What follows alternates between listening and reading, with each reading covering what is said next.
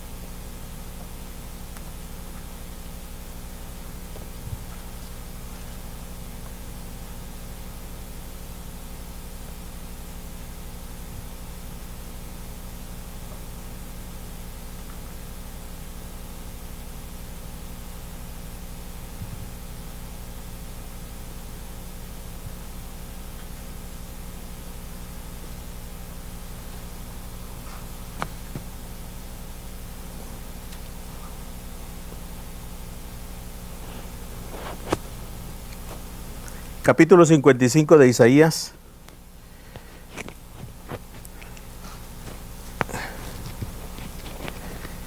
Isaías, hermanos, la Biblia lo denomina como uno de los profetas de los profetas mayores.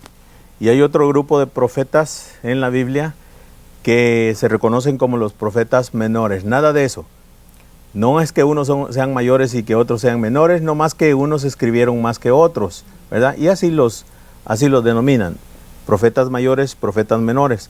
Entre los profetas mayores está Isaías principalmente, está Daniel, está Ezequiel y está Jeremías, entre los mayores.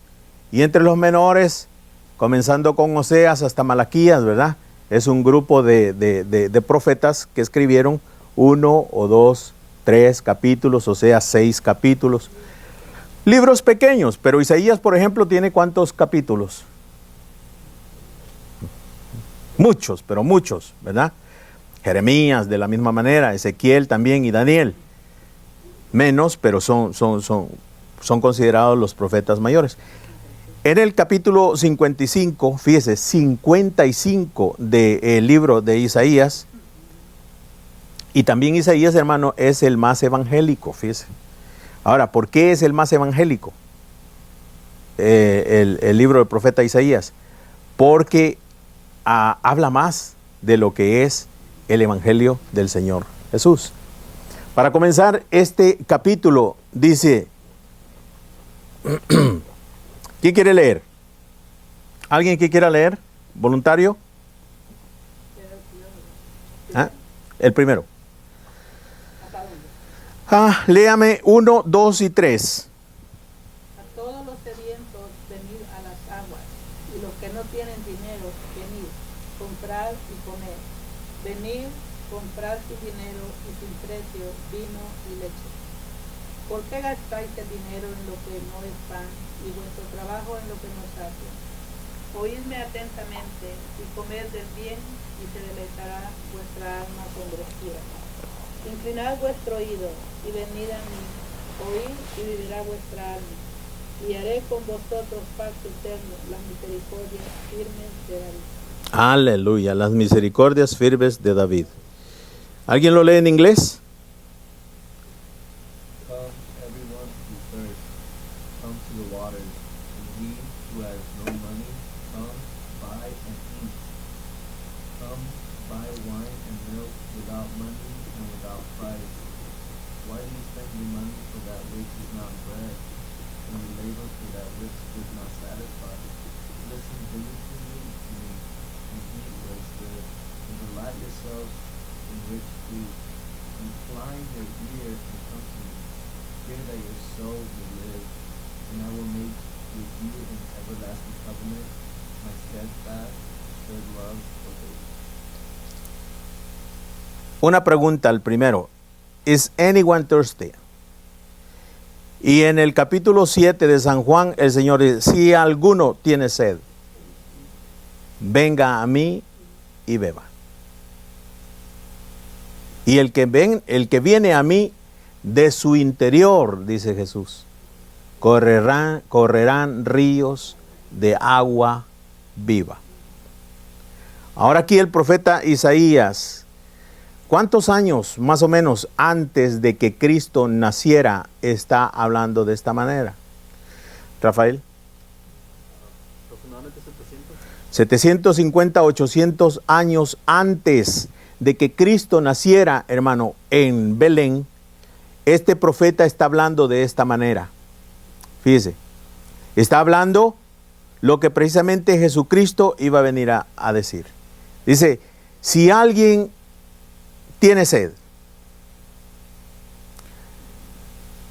venga y beba, aun si no tiene dinero. ¿Por qué aun si no tiene dinero, venga a mí y beba? Porque es gratis, pero más que eso.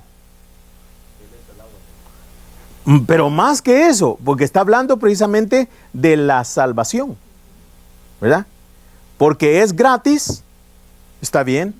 Porque Él es el agua de la vida, está bien, pero algo más importante que eso.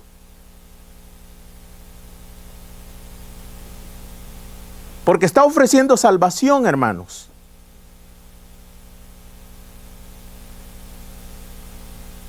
Y no hay dinero en todo el mundo. Ni hay millonario suficiente en este mundo para que pueda comprar la salvación que Jesucristo ofrece gratuitamente. Y por eso la ofrece gratuitamente, porque no hay dinero para comprarla. No hay precio para comprarla. A todos los sedientos. Entonces, ¿cuál es el requisito? Y el único requisito, tener sed. Que lo pudiésemos traducir como. Como necesidades, ¿verdad? En la vida, hermanos, la vida es una escuela. Y la vida a nosotros, los seres humanos, nos mete en la misericordia de Dios, nos mete, hermano, por callejones o en callejones sin salida. Y a eso yo le llamo misericordia. Porque esos son momentos, hermano, cuando la gente, cuando el ser humano, cuando se da cuenta de que no hay ayuda posible para su situación, miran hacia arriba.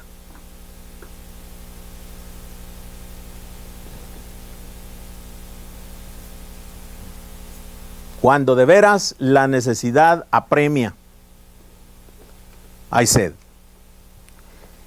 A eso se estaba refiriendo el profeta Isaías cuando dice: a todos los sedientos, venid a las aguas.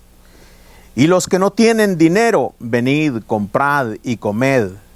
Venid, comprad sin dinero y sin precio vino y leche.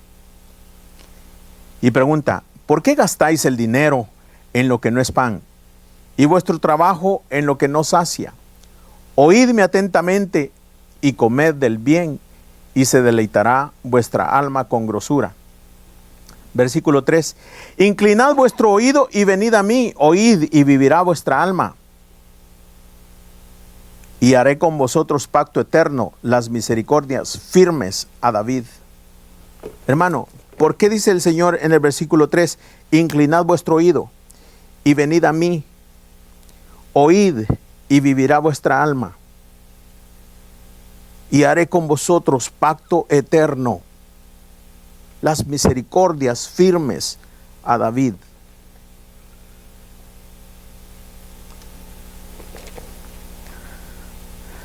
¿Sabe qué? ¿Por qué, hermanos? ¿Por qué hay que inclinar nuestro oído y oírle atentamente a lo que el Señor está diciendo? Lo que el Señor está diciendo acá, hermano, firmemente debemos de entenderlo y llevarlo a nuestro corazón. Que no hay absolutamente nada que nosotros podamos hacer para la salvación de nuestras almas y para mantener esa salvación en nuestras vidas.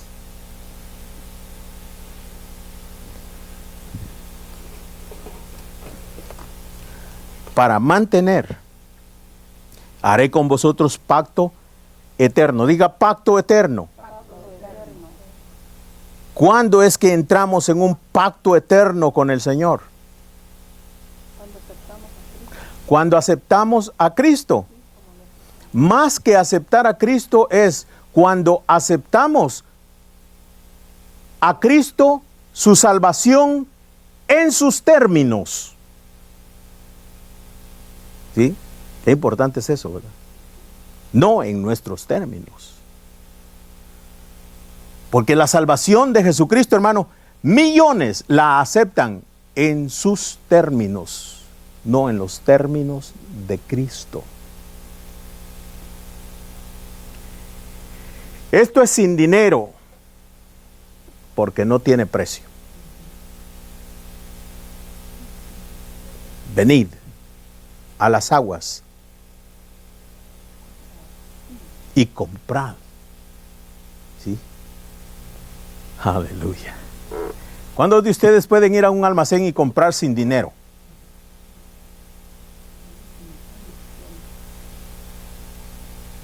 Todo tiene un precio aquí, ¿verdad? Todo tiene un precio, hay que pagarlo. Por todo hay que pagar, por todo hay que pagar. Por todo que hay que pagar. ¿Por qué? Porque hay un precio para ello. Unas cosas valen más, otras cosas valen menos, pero tienen un precio. Y es accesible, es posible poder adquirirlo porque todo lo que se necesita es tener el dinero para poder comprarlo. Pero cuando viene, hermano, la salvación, la sanidad, la justicia, la santidad de Dios, no hay nada que nosotros podamos hacer. Ese es el regalo divino.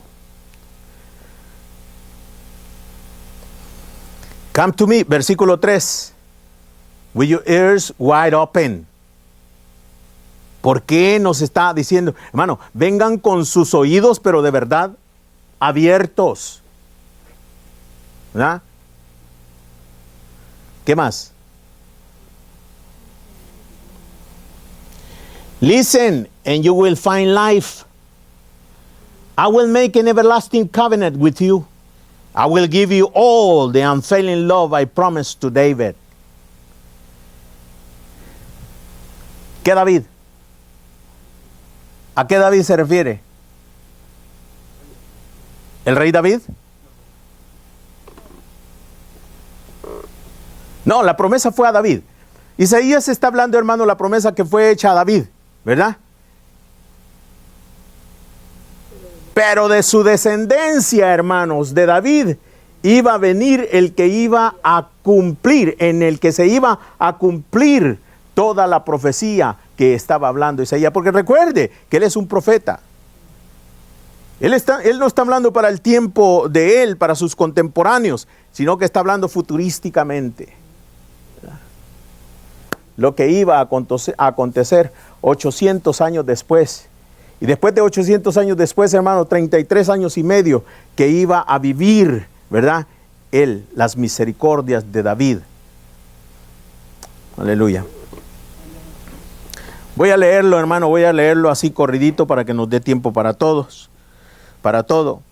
Entonces dice aquí, versículo 4, que yo lo di por testigo a los pueblos, por jefe y por maestro a las naciones, hablando del Señor Jesús. Y aquí llamarás a gente que no conociste, y gente que no te conocieron correrán a ti por causa de Jehová tu Dios y del Santo de Israel que te ha honrado. Buscad a Jehová mientras pueda ser hallado. Llamadle en tanto que está cercano. Buscad a Jehová mientras pueda ser hallado. Y llamadle en tanto que está cercano. Versículo 7.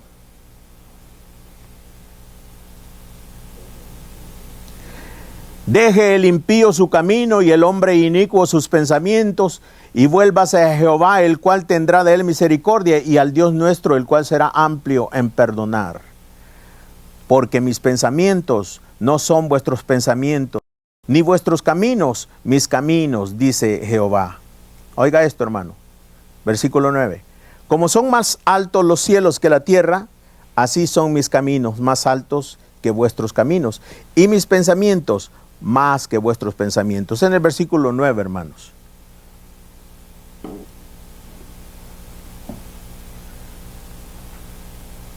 Está hablando el Señor y dice, mira, los hombres tienen un nivel de pensamiento y unos hombres que son más inteligentes y otros que son menos inteligentes, más sabios y otros más sabios, más conocedores que otros, ¿verdad? Porque el conocimiento es uno, hermano, y la sabiduría es otra, y la inteligencia es otra. La inteligencia, todos venimos con inteligencia, todos, ¿verdad? Y aquí en este mundo, hermano, unos la desarrollan más que otros. Ahora, el conocimiento se adquiere y está para todos. Pero el conocimiento, hermano, con la sabiduría son dos cosas diferentes. Usted puede tener mucho conocimiento y si no hay sabiduría no puede aplicarlo apropiadamente. Pero el conocimiento con la sabiduría junta, hermano, qué tremendo. Eso es tremendo. Lo más lindo que puede haber. Y ellos son espíritus de Jehová, espíritu de Cristo. Los 7 espíritus de cual habla Isaías, espíritu de inteligencia, espíritu de conocimiento, espíritu de sabiduría, ¿verdad? Y todos operaban en el Señor Jesucristo. Y es ese pensamiento el cual el Señor está hablando y dice, mira, mis pensamientos son mucho más altos que los tuyos. En otras palabras, lo que está diciendo es, digno de que pongas toda la confianza en mí, en Él. ¿Sí? Así como los cielos, dice el Señor, son más altos que la tierra, así son mis pensamientos, mucho más grandes que los tuyos. Dignos de poner toda la confianza en ellos. ¿Y mis caminos?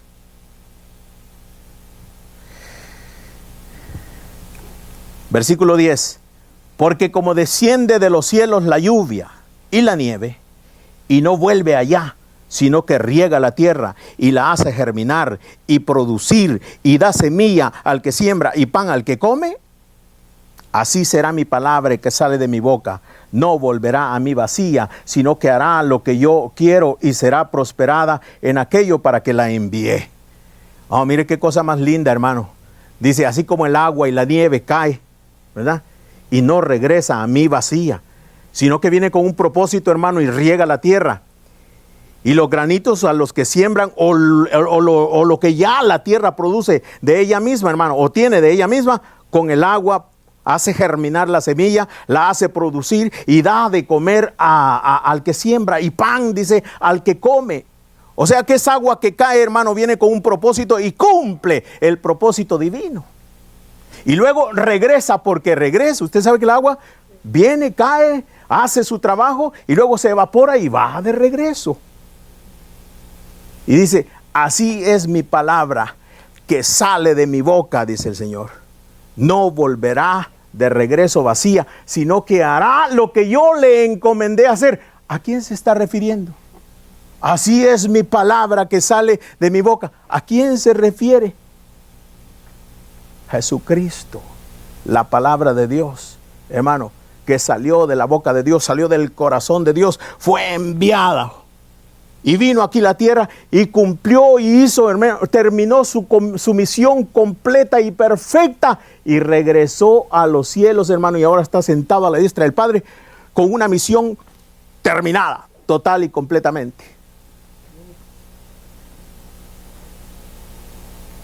¿Por qué? Porque esa palabra, hermano, predicada, fíjese, hace efecto eterno en los corazones de los que la oyen con fe.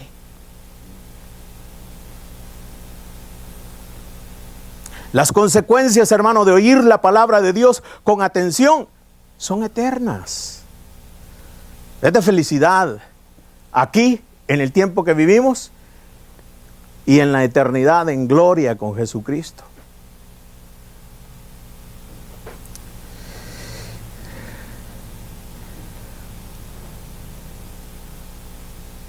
Así será mi palabra, versículo 11, que sale de mi boca, no volverá a mí vacía, sino que hará lo que yo quiero, y será prosperada en aquello para que la envíe. Porque con alegría saldréis y con paz seréis vueltos. Los montes y los collados levantarán canción delante de vosotros, y todos los árboles del campo darán palmadas de aplauso. 12.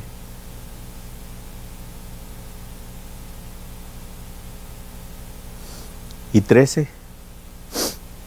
Y en lugar de la zarza crecerá ciprés, y en lugar de la ortiga crecerá rayán, y será a Jehová por nombre, por señal eterna que nunca será raída. La tierra donde cae el agua, hermano. ¿Ustedes recuerdan, hermano, los diferentes terrenos en el capítulo 4 de San Marcos? La parábola del sembrador. ¿Recuerdan? Gloria al Señor. Pues mire, nosotros que ya hemos venido a Cristo, hermano, somos esta tierra. Antes de venir a Cristo, dice la Biblia ahí, versículo 13, en lugar de zarza crecerá ciprés, y en lugar de la ortiga crecerá ¿qué? Arrayán, y serán a Jehová por nombre, por señal eterna que nunca será raída. Eso es lo que la palabra hizo en nosotros. ¿Qué es zarza? ¿Y qué es ortiga? ¿Alguien sabe lo que es la zarza? ¿Zarza es un arbusto? ¿Seco? ¿Zarza? Oh, la zarza, ustedes dicen seco porque por lo de Moisés, sí. Porque la zarza ardía, ¿verdad? Pero la zarza no nació seca. Eso es lo que es la zarza, precisamente, ¿verdad? ¿Eh? No, el ciprés es otra cosa. Zarza llena de espinas, hermanos. Fíjese, eso es lo que produce el terreno que no tiene a Cristo. Pero el terreno, hermano, donde ya llegó el amor de Cristo, dice, ¿qué crecerá? Ciprés. Y ciprés, hermano, es tipo de árbol hermoso, frondoso, saludable, de grande provecho para la humanidad, en todos sus aspectos. Oloroso. Amén. Oloroso. Pero la zarza, ¿qué es? La zarza, hermano, no se le puede acercar a usted porque va a salir dañado. ¿No conoce usted a gente así, hermano, que no tiene nada de Cristo? Y aún teniendo a Cristo, si no tiene el conocimiento, hermano, nos acercamos a ellos y salimos dañados, ¿verdad? Y si somos débiles, salimos ofendidos. Porque eso es lo que la tierra, hermano, sin Cristo o sin el amor y sin el conocimiento y sin la sabiduría de Cristo, eso es lo que produce, lo que producimos nosotros como seres humanos. Pero esto es lo que Cristo ha venido a hacer, hermano, en nuestras vidas. El conocimiento de su palabra ha embellecido nuestras almas y nuestros corazones, nuestros pensamientos. Los embellece la palabra de Dios. Y lo que éramos ya no somos.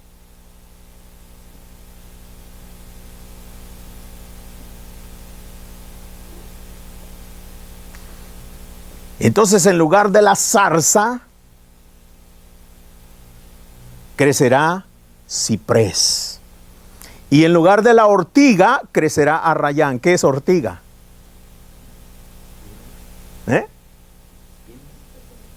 Ortiga.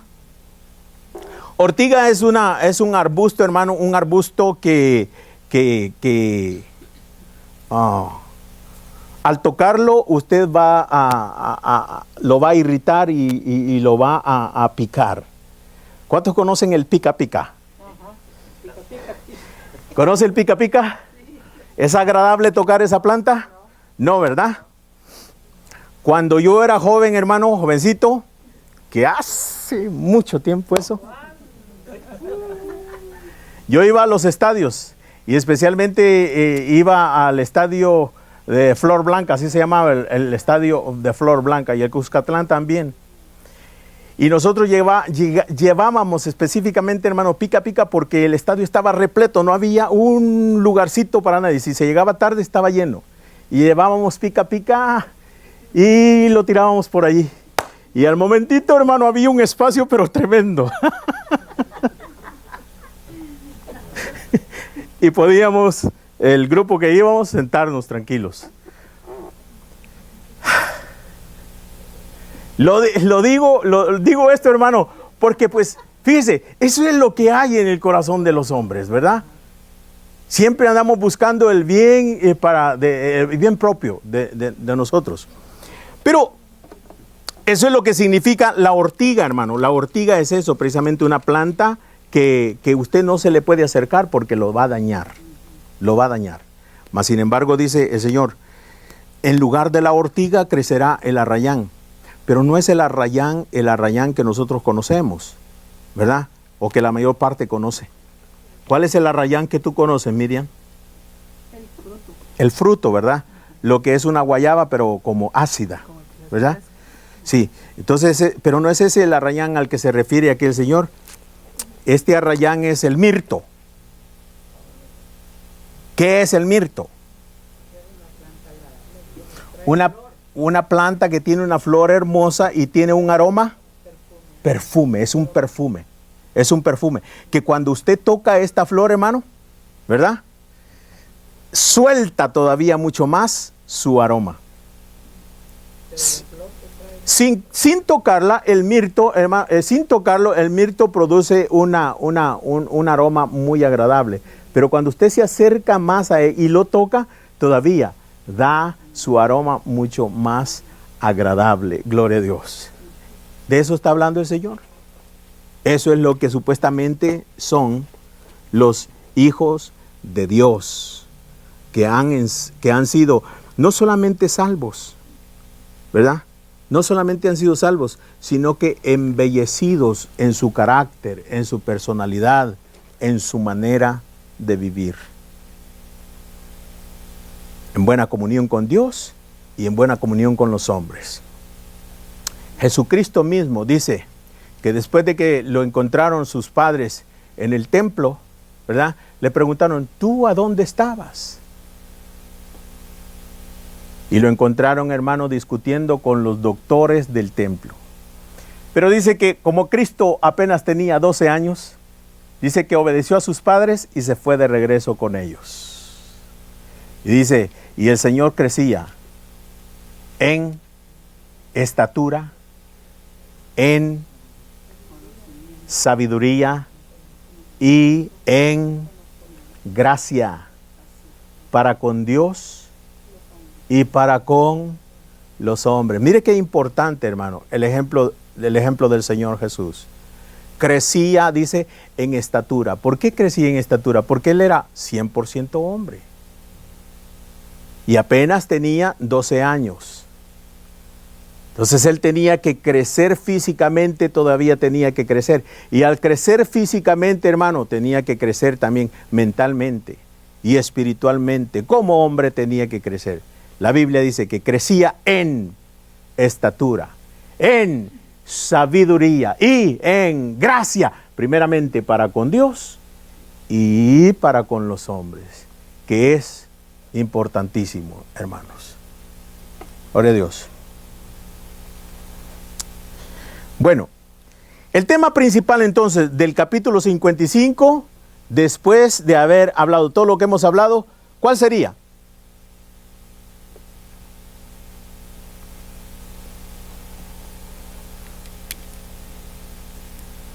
O el concepto, vamos a decir, el concepto principal de lo que es el capítulo 55.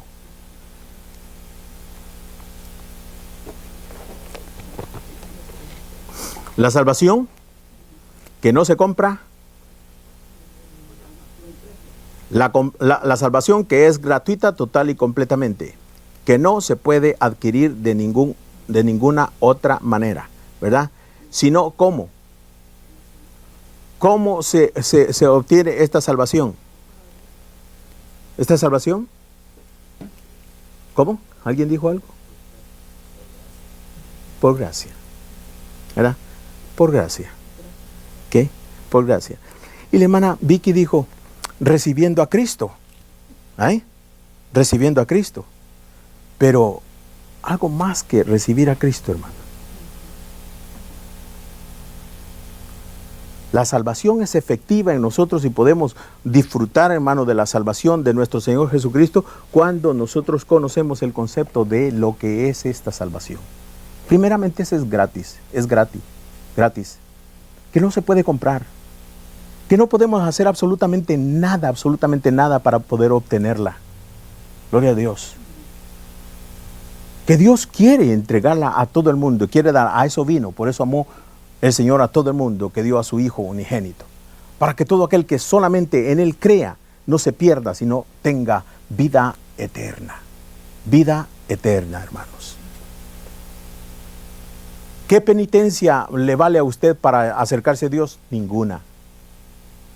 ¿Qué necesita usted hacer para encontrar el favor de Dios para su vida? No solamente para un rato, sino para el resto de su vida, hermano. Solamente creer en la obra perfecta que Jesucristo vino a hacer en la cruz del Calvario. Eso es clave. Eso es clave. Bueno, vamos ahora a Apocalipsis.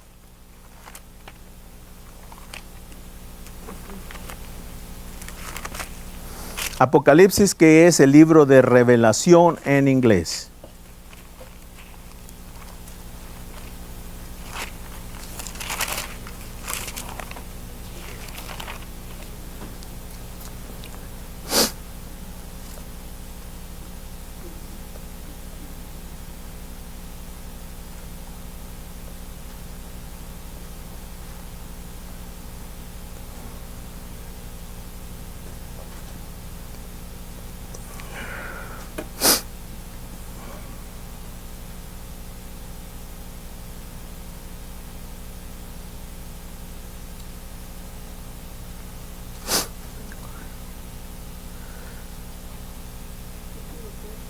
Capítulo 3, versículo 14, hermanos.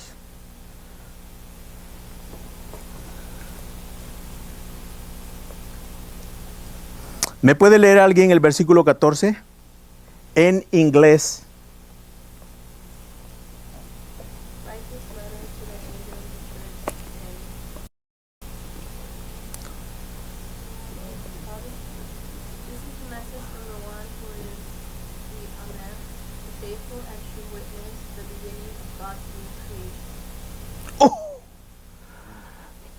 Repítame lo último.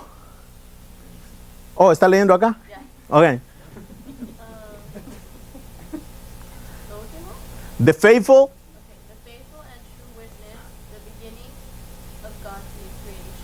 All right, guys, hermano. The beginning of God's new creation. ¿Qué dice en español? Oiga eso, ¿qué falta allí, hermano, en la de español? Vuelva a leerlo. El principio de la creación de Dios. El principio de la creación de Dios.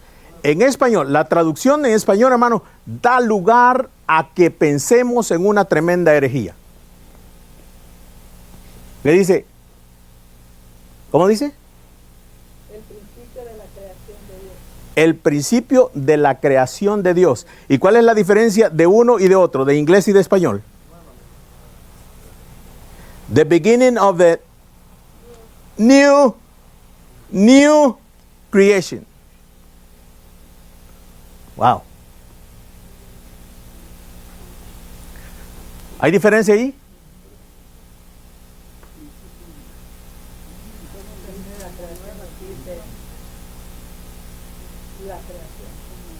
No más, ¿verdad? El principio de la creación. Y en el otro dice, en el principio de la nueva. Allí no dice nueva, en español no dice nueva. Pero también tampoco la versión esta antigua. ¿En inglés? En inglés no dice new. ¿Tampoco dice? No. Ok. Ahí. Pero lo importante, hermanos, ya, pero lo importante es que es el principio de la, ¿qué? De la nueva creación de Dios.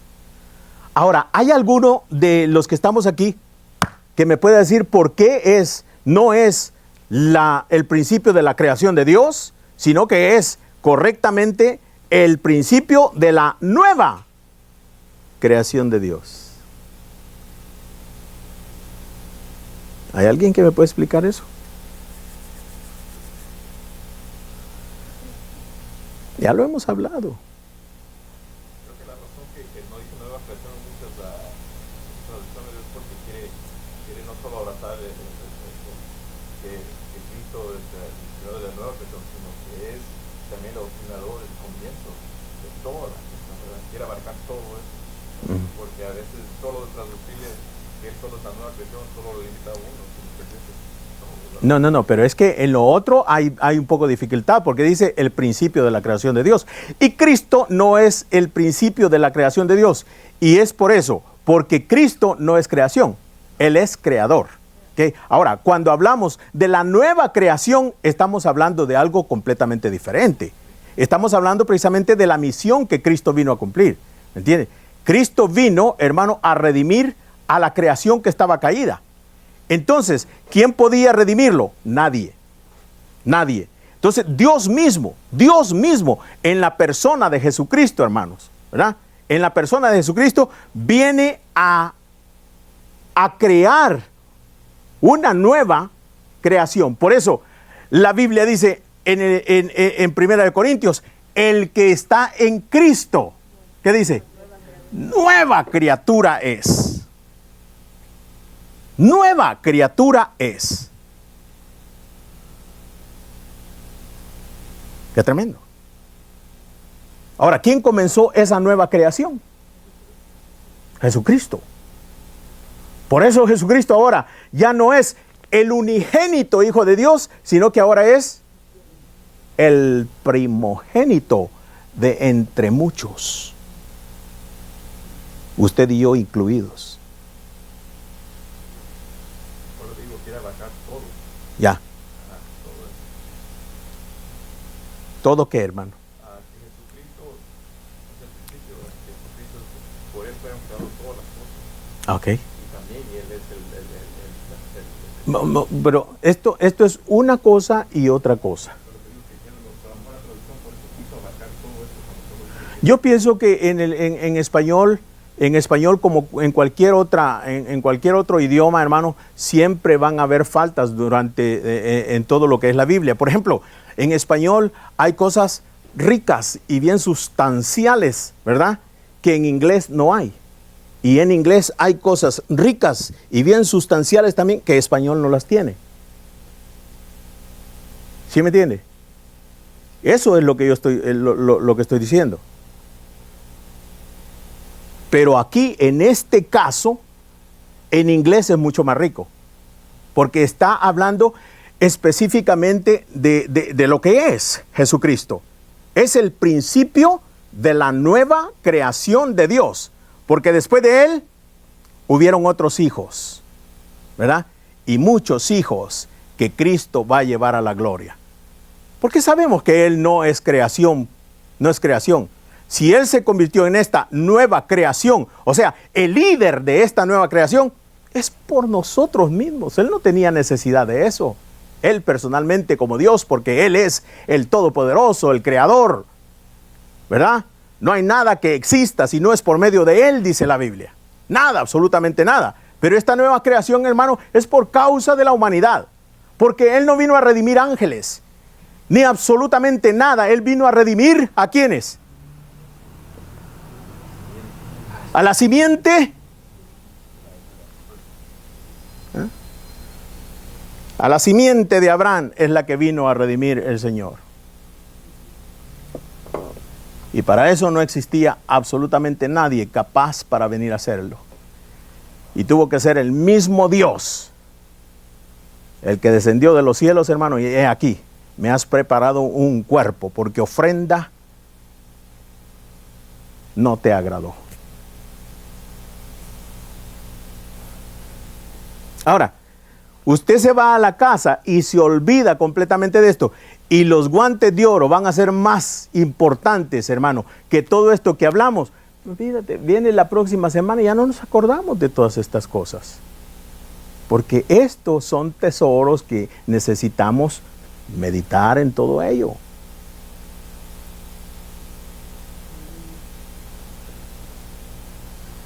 Bueno. The angel of the church in Laodicea, this is the message from the one who is the Amen, the faithful and true witness, the beginning of God's new creation. Okay? New creation. Ahora, ¿cómo está supuesto a vivir y actuar y a responder la nueva creación hacia Dios? ¿Recuerda la ortiga? ¿Recuerda la zarza? ¿Recuerda el ciprés? ¿Y recuerda el arrayán? ¿Qué es lo que fue primero en ese terreno? ¿El arrayán o la ortiga? ¿Qué fue primero, la zarza o el ciprés? La zarza. Y el ciprés fue después. El ciprés es de la New Creation. El ciprés es de la nueva creación. El mirto, hermano, es de la nueva creación. ¿Ok? Por eso está hablando ahí el Señor, de la nueva creación. ¿Ok? Y le está hablando a la iglesia de la Odisea. Pero mire el comportamiento y la actitud de esta iglesia. Veamos lo que sigue. Versículo 14 y 15. Yo conozco tus obras, que ni eres frío ni caliente. Ojalá fueses frío o caliente, pero por cuanto eres tibio y no frío ni caliente, te vomitaré de mi boca.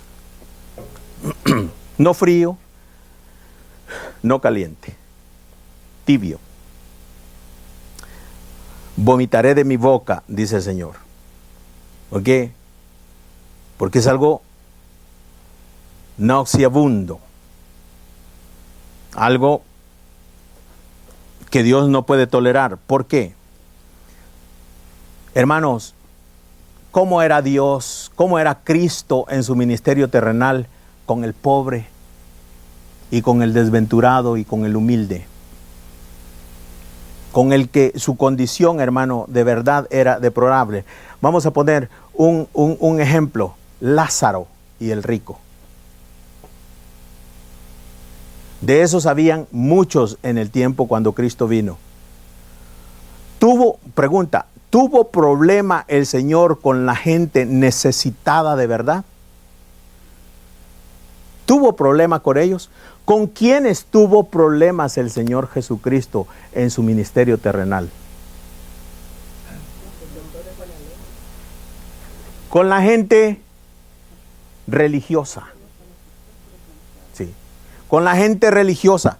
Con la gente que suponía, hermano, y pretendía conocer la ley de Dios. Conocer a Dios. Amar a Dios. Servirle a Dios.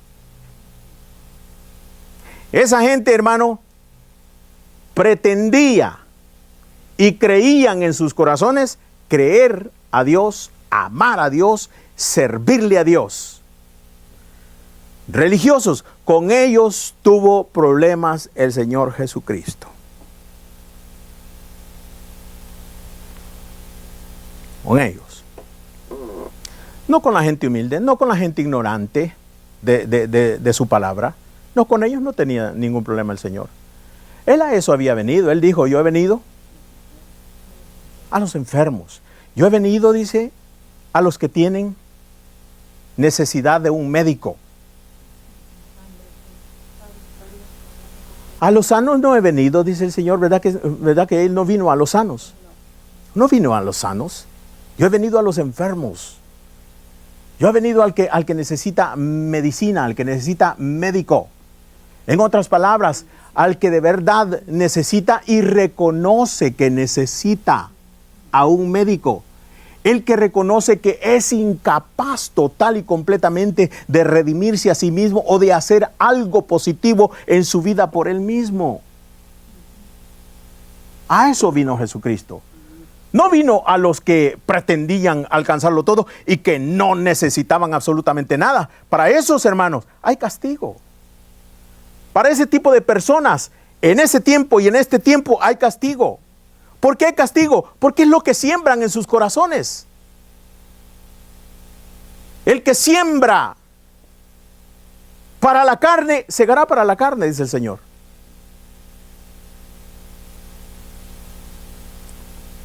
¿Pero los ama todavía Dios? Claro que los ama el Señor.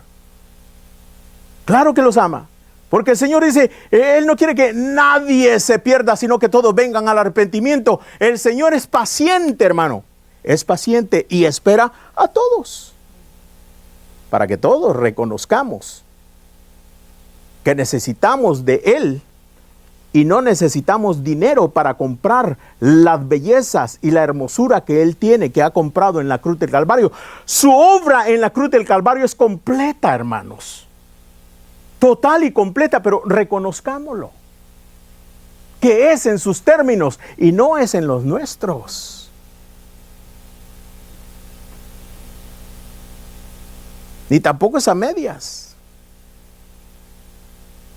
Full price. Mire, 16. Pero por cuanto eres tibio y no frío ni caliente, te vomitaré de mi boca. Porque tú dices, oiga lo que dice. Este es el espíritu, hermano, de la iglesia de la Odisea.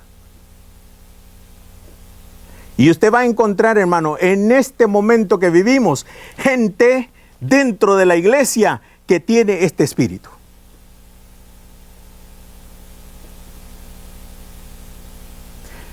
Que con su boca, hermano, dicen amar a Dios, pero en sus corazones están lejos, lejos, lejos verdaderamente de amarle.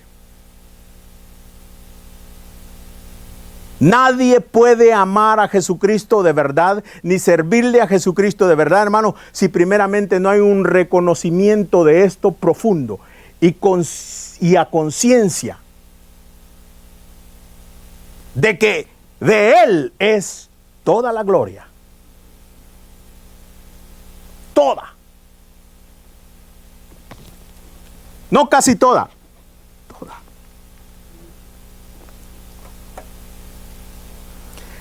(17) Tú dices, yo soy rico y me he enriquecido y de ninguna cosa tengo necesidad. Y no sabes que tú eres un desventurado, miserable, pobre, ciego y desnudo. 18.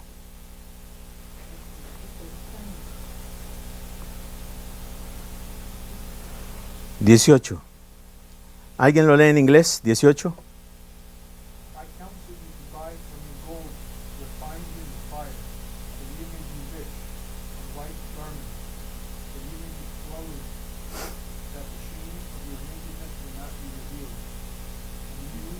And anoint your eyes with eye salve, that you may see. So I advise you to buy gold from me. Gold that has been purified by fire. Ok. ¿Qué es gold? That has been purified by fire.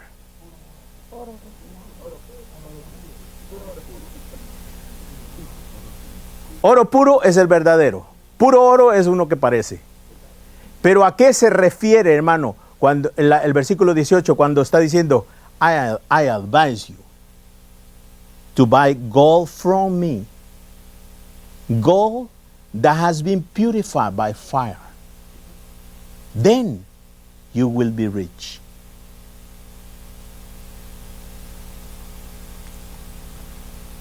¿Qué es?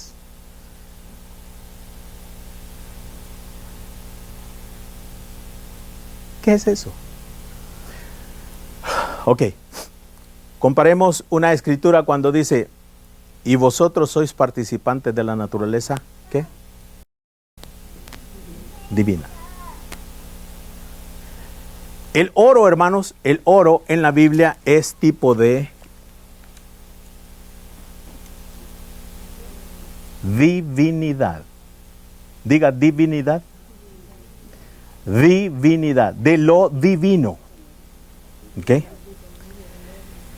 Exacto. Y Pedro dice, hermano, que nosotros hemos venido a ser participantes de la naturaleza divina, o sea, de la vida eterna. ¿Sí?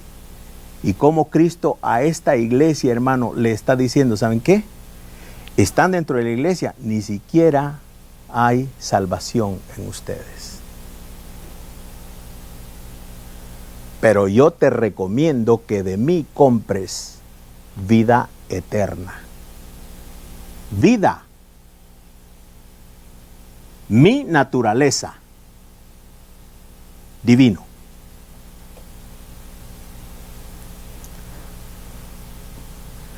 ¿Por qué no está hablando de oro, hermanos? El oro común y corriente, eso es de aquí, físico, eso no es. Se está refiriendo, hermano, al metal más precioso que existe. El oro todavía continúa siendo el metal más precioso y codiciado. Está hablando de la vida eterna. ¿O tú estés enriquecido? ¿No sabes que eres un desventurado, pobre y desnudo? Pero yo te recomiendo que de mí compres oro fino, oro puro, ¿verdad? Un oro que ha sido purificado por fuego. Ay, ¿cómo lo vas a comprar? No puedes comprarlo. Esto no se compra con dinero ni tampoco por obras. Eso le dice a la iglesia de la Odisea el Señor Jesús. Le está diciendo, oh, tú crees que te has enriquecido, ¿ah? Pero todo lo que tienes de verdad no vale. Cuando venga y sea probado con fuego, todo se quemará y se quedará todo destruido. Yo te recomiendo que de mí compres el verdadero oro, que ha sido purificado por fuego. ¿Sí? Yo lo compré para ti. Y yo fui expuesto en realidad al fuego. Hermano, Cristo fue expuesto a la ira de Dios. Él soportó toda la ira que Dios tenía en contra del pecado de la humanidad. Y después que Él fue probado con ese fuego divino, hermano, Él salió más puro todavía. Y trajo la nueva creación. Y comenzó la nueva creación para la iglesia. La iglesia no está supuesta a vivir en la vieja creación, sino de acuerdo a lo que es el principio de la creación. Y el principio de la creación comienza, hermano, reconociendo que de Él es la gloria y todos los méritos, que nosotros no podemos añadir absolutamente nada a nuestra tremenda salvación.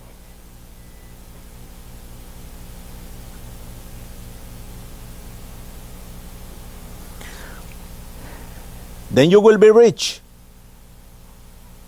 Also, buy white garments from me, so you will not be ashamed by your nakedness.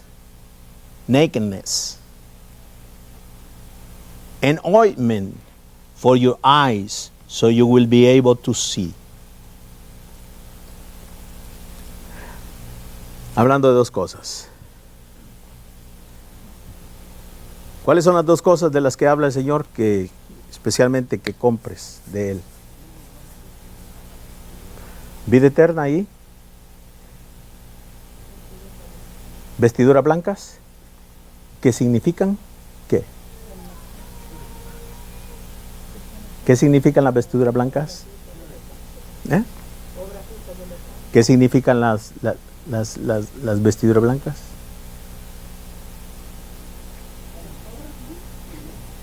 No.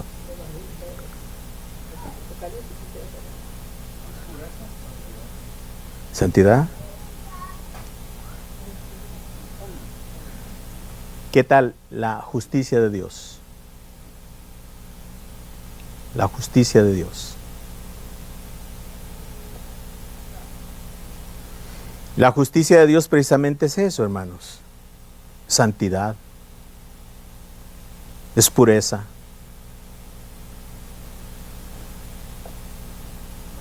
La justicia de Dios es la santidad, es la pureza. ¿Y cómo obtienes tú pureza y santidad? ¿De qué manera? Aquí está hablando el Señor de una persona que, hermano, que se cree santa, y se cree pura, y se cree justa. Y por creerse todo eso, por lo que él hace o por sus logros académicos pueden ser, ¿verdad?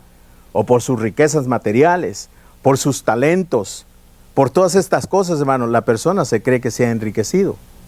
Pero el Señor le dice, yo te recomiendo que de mí compres oro fino, oro que ha sido purificado por fuego, ¿verdad? Y vestiduras blancas, ¿qué? Que no las puedes comprar tampoco con dinero y que no las puedes obtener por medio de tus cualidades, ni de tus logros en este mundo, no los puedes obtener. Vida eterna y justicia, rectitud, santidad, todo eso, hermano, se compra sin dinero. Lo compró el Señor en la cruz del Calvario. Esa es precisamente su obra perfecta. Esa es, hermano, precisamente el evangelio que nosotros debemos de aprender a vivir, ¿verdad? Dice, te aconsejo que de mí compres oro refinado en fuego, para que seas rico, y vestiduras blancas para vestirte, y que no se descubra la vergüenza de tu desnudez. Y unge tus ojos con colirio para que veas. Yo reprendo y castigo a todos los que amo. Sé pues celoso y arrepiéntete. Ahora,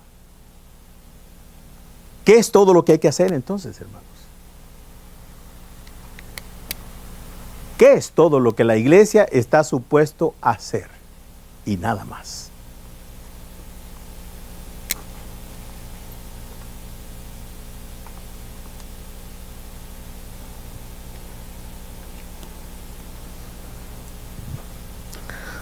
Que vamos a ir a una ilustración.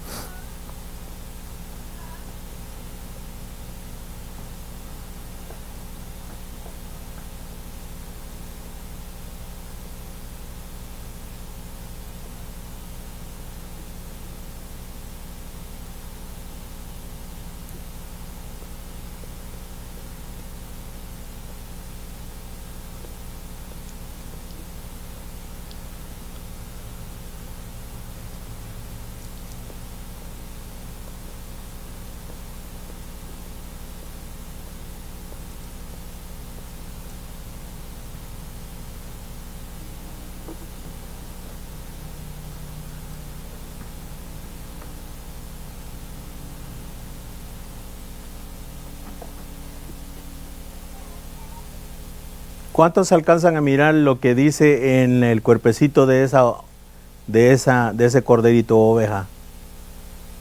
¿Alcanzan a leer? ¿Eh?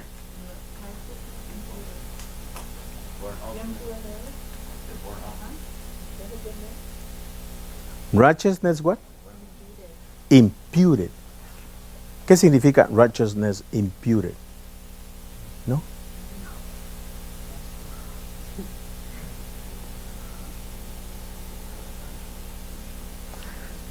Mi hermano, el que está atrás es un sacerdote. ¿Okay? El que está poniendo las manos sobre el corderito es el pecador. Y el corderito, hermano, es el animalito inocente que está, fíjese bien, el pecador está poniendo las manos sobre el animalito, ¿verdad? Y lo que pasa es que él ha llevado ofrenda y reconoce su pecado y sabe que necesita ser perdonado. Y de la única manera que va a ser perdonado en ese tiempo, hermano, es llevando esa ofrenda. Y pone las manos sobre el corderito para que los pecados de él pasen al corderito. Dice. Y una vez el corderito, hermano, recibe los pecados de esa persona, tiene que ser degollado. Tiene que ser degollado. ¿Por qué? Porque aunque era inocente, ahora recibió el pecado del hombre. Y tiene que pagar el precio el animalito que es inocente. Ahora bien, hay dos pecados, hermanos, de los cuales la Biblia habla. Hay dos ofrendas de las cuales la Biblia habla. De 5 ofrendas que eran las 5 ofrendas en Levíticos. Pero 2 principalmente, que es la ofrenda de pecado y la ofrenda quemada. Y esta ofrenda del pecado, hermano, nos habla de la sangre que derramó Jesucristo.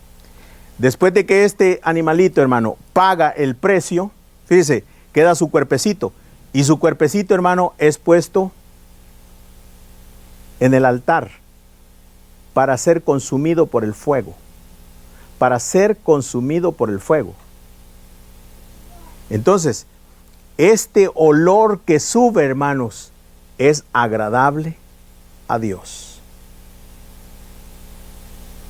Es agradable a Dios. O sea que el hombre queda libre, porque la ofrenda ha sido presentada por el pecado, pero no solamente por el pecado, sino también para que Dios lo vea justo. Ahora haga usted la transferencia a Cristo. Cristo, hermanos, tomó nuestros pecados y usted fue salvo. Y luego, Cristo transfirió a nosotros su justicia, su santidad, ¿verdad? Y nosotros transferimos a Cristo, ¿qué? ¿Qué más? Nosotros transferimos a Cristo, hermano, todo lo que habíamos heredado de Adán. Todo lo que habíamos heredado de Adán, que era muerte, enfermedad, dolor, sufrimiento y todo lo que usted ponga. Todo eso lo transferimos a Cristo y Cristo nos transfirió a nosotros lo de Él.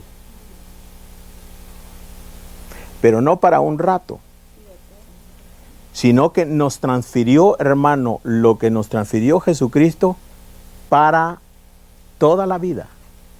Eternamente el Señor nos transfirió lo de Él y nosotros le transferimos a Él lo de nosotros. Ahora, Cristo resucita de entre los muertos, después de haber cancelado, hermano, todas las demandas del pecado. Y cuando se levanta como una nueva creación. Para que nosotros seamos seguidores de esa nueva creación. Bendito sea Dios. Le recomiendo, hermano, que con mucho, pero con mucho cuidado, usted vaya y lea este capítulo 14. Es bien importante que lo leamos ya. Pero lo lee en su casa. Mire, en esta otra gráfica es la ofrenda del pecado. El corderito fue la ofrenda del pecado. Es donde el Señor le dice en Apocalipsis, yo te recomiendo que de mí compres oro, purificado por fuego. Y en la próxima dice righteousness, impure, ¿verdad? Es cuando el Señor le dice, y que compres vestiduras blancas para que no se descubra la vergüenza de tu desnudez. Entonces el Señor a nosotros nos hizo justos y nos hizo justos, hermanos, de una vez y para siempre. Nos hizo santos de una vez y para siempre. Nos dio salvación eterna de una vez y para siempre. Cuando tú entiendes esto, ¿de qué manera respondes tú a este que tomó tu lugar y te dio todo lo bueno que tiene y tú le diste todo lo malo que tú tienes? ¿De qué manera vamos a responder, hermano, a este acto de amor y de bondad de parte de Dios? ¿Pecando? ¿Con gratitud? Cuando la mujer fue encontrada, hermanos, en el acto de adulterio, los religiosos trajeron a esta mujer delante del Señor Jesucristo y le dijeron: Señor, hemos encontrado a esta mujer en el acto de adulterio y de acuerdo a la ley de Moisés, esta mujer tiene que morir apedreada, ¿verdad? ¿Qué respondes tú a esto? Y el Señor Jesucristo le dice, después de escribir en la tierra, se pone de pie y le dice: ok. Eso es lo que dice Moisés, ¿verdad? Sí. Ok. Entonces comienza el primero a lanzarle piedras a esta mujer, mátenla. Pero solamente aquellos que no tienen ningún pecado. Aquellos que estén limpios de pecado, comiencen y háganlo. El religioso es consciente, hermanos, de sus pecados, pero no los reconoce. El religioso, hermano, es consciente de que él por sí mismo no puede acercarse a Dios, pero no lo reconoce. Dice la Biblia, hermano, que uno a uno se fueron retirando. Y se fueron retirando, ¿por qué? Porque ellos querían, hermano, condenar a una mujer que sí habían encontrado en el acto de pecado, pero ellos no querían reconocer su propio pecado. Ahora Cristo les dice: ok, comience el primero, el que esté limpio de pecado, comience a tirarle. Nadie lo hizo, todos se retiraron. ¿Sabe lo que el Señor le dijo? Le dice: ¿dónde están todos tus acusadores? Señor, ya no hay ninguno, todos se fueron. Oh, no te condenaron, porque no tienen el derecho de hacerlo. ¿Sabes qué le dice el Señor Jesucristo? Yo tampoco te condeno. Vete y no peques más. ¿Cuál es el secreto ahí? Yo tampoco te condeno. Vete y no peques más. ¿Cuál es el secreto? ¿Qué es lo primero que usted tiene que hacer de acuerdo a la mentalidad vieja? ¿Qué es lo primero que hay que hacer para ponerse bien con Dios? Pedirle perdón, prometerle al Señor que no vamos a pecar, que esto y que el otro. Hermano, es imposible. El Señor le da el regalo de la gracia. Le da el Señor primeramente a esta mujer. Le dice: yo tampoco te condeno. ¿Sí? Vete. Pero ya con ese regalo. Vete, porque ya vas equipada. ¿Hay gratitud en ti ahora? Si hay gratitud en ti, no vas a andar pecando. Sí, primeramente le mostró, hermano, su misericordia, su amor, su comprensión, su gracia. Le dice: yo tampoco te condeno, porque yo no he venido a condenarte, he venido a salvarte. Si hay alguien que puede condenarte aquí, soy yo, pero no he venido a condenarte. He venido a salvarte. Los que te condenan ya se fueron.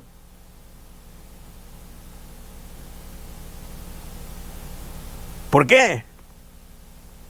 Porque no tienen capacidad ni de condenarte legalmente, ni mucho menos de perdonarte. Porque legalmente no podían hacerlo. Estaban cortos o más cortos, hermano, que la misma mujer. Pero dígame usted una cosa, la encontraron en el mismo acto de adulterio y la llevaron delante de Jesucristo. ¿Y al hombre que estaba con ella, dónde está? Yo no había pensado en eso.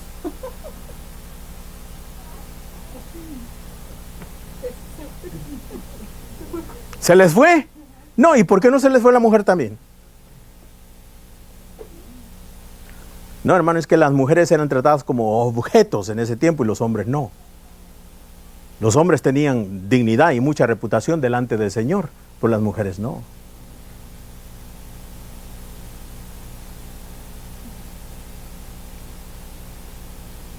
Pero el asunto aquí más importante, hermanos, es este, ¿verdad? Que primero el Señor te da la herramienta para que puedas hacerlo. No te demanda absolutamente nada. Él es justo, es el Rey de la justicia, hermano. No va a demandar ni a pedirte algo que tú no puedas hacer. Primeramente el Señor le dice, yo no te condeno. Sí, yo no te condeno, ¿verdad? Ahora sí, vete y no peques más. Bendito sea el nombre de Jesús.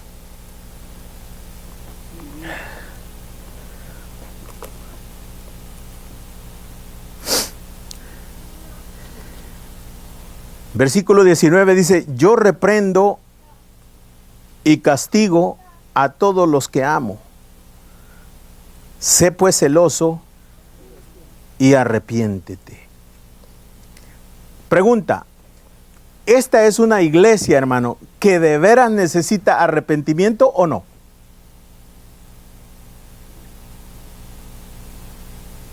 Esta de la Odisea. Esta merece, hermano, que el castigo de Dios sea aplicada en sus vidas, ¿sí o no? ¿Ah? Y si sí, ¿por qué?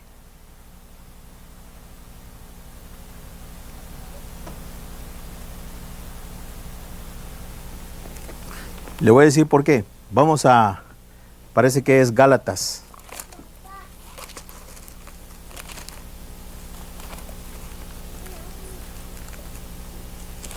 Libro de Gálatas.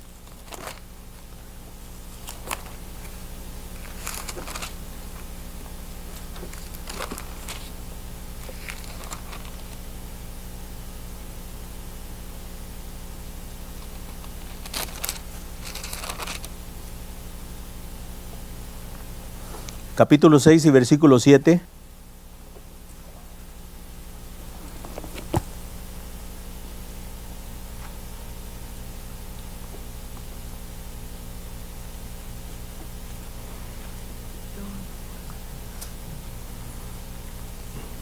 Gálatas 6, 7 dice,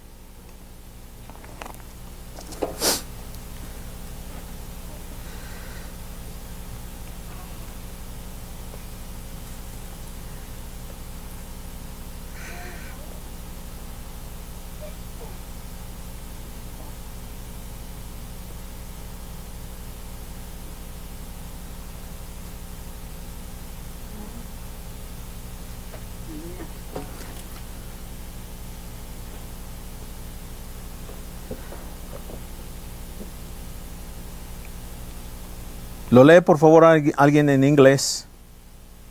Solamente léalo.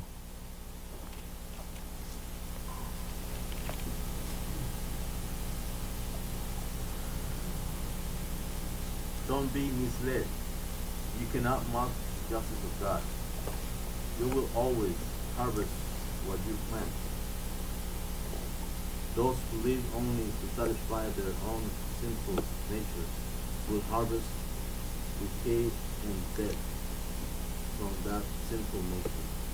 But those who live to please the Spirit will harvest everything everlasting from the Spirit. Y en español dice, no os engañéis. Dios no puede ser burlado, pues todo lo que el hombre sembrare, eso también segará. Porque el que siembra para su carne, de la carne segará corrupción. Mas el que siembra para el Espíritu, del Espíritu segará vida eterna. Ahora, esto, hermanos, se aplica perfectamente en aquellos que no conocen a Cristo.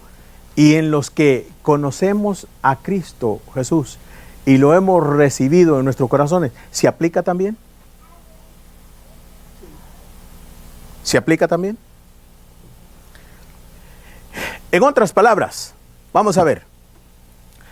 El Señor Jesucristo dice, amado, yo deseo que tú seas prosperado y que tengas salud así como prospera tu alma.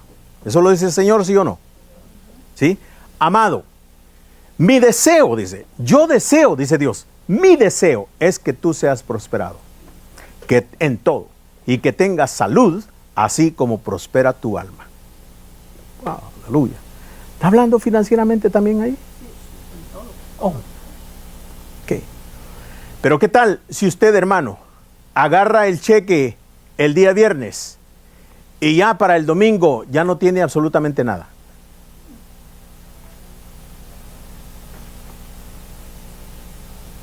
¿Por qué? Porque usted es un gastador compulsivo. O sea que es una persona usted que gasta en cosas que en realidad no necesita.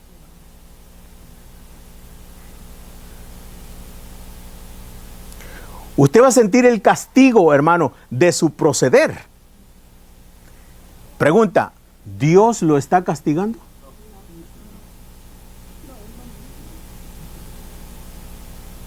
¿Qué entonces es lo que está sucediendo? Que usted está simplemente sembrando mal.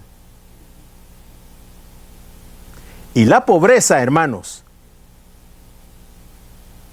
es herencia de muerte. Y la enfermedad, hermanos, es herencia de muerte. Por eso, el Señor dice, el que siembra para su carne, de la carne segará corrupción.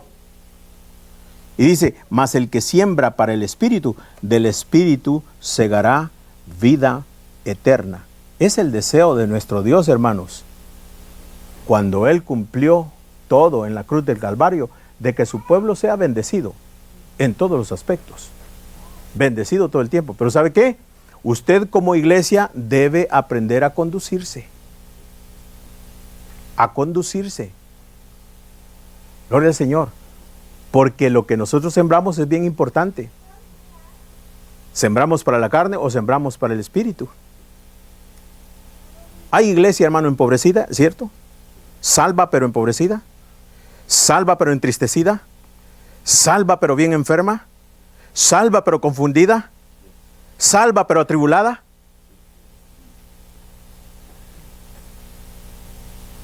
¿Es castigo de Dios?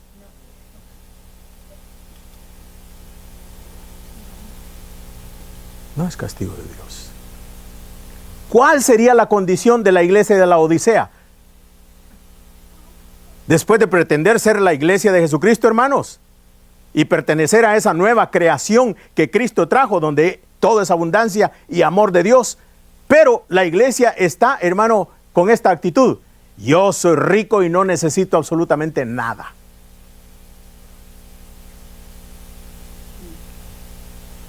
Y el conocimiento que tengo, lo obtengo porque yo soy inteligente.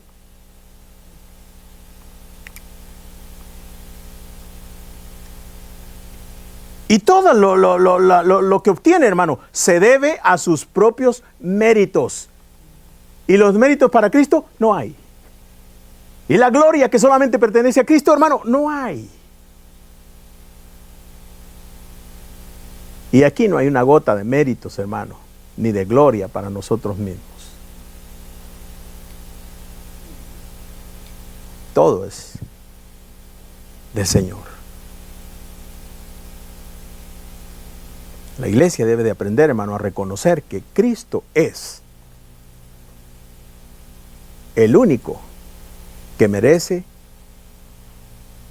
toda honra y todo mérito le pertenece a Él.